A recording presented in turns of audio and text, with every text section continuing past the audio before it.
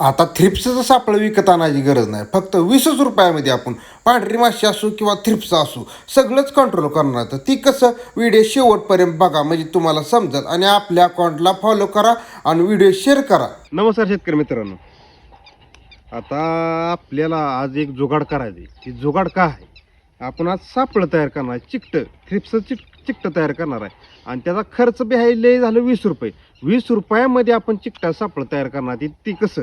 तर शेतकरी मित्रांनो, आपल्या घरी युरियाची बॅग तर असते. तर युरियाची बॅगेला घ्यायची आपल्याला आणि त्याला युरियाची बॅग आहे प्रॉपर कट करून घ्यायची.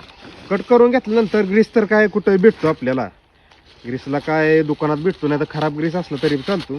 ते आपल्याला ग्रीस घ्यायचा आहे. आणि ह्या ठिकाणी की नाही इऱ्याचीच पिवळी बॅग वापरायची. कारण की पांढरी माशी असो किंवा घोंगान असो सगळं ती पिवळ्या कलर करत पळत येतं. त्यामुळे इथं आधी ग्रेस घ्यायचा आणि चुळून घ्यायचा. आणि या ठिकाणी आता बघत आहे मी ग्रेस पूर्णपणे चुळून घेतलाय. आणि हे आता आपल्याला काय करायचं, कुठं तर काठी साह्यानं किंवा आता माझ्या तिथं मका आहे त्यामुळे मकाला मी अडकवलाय.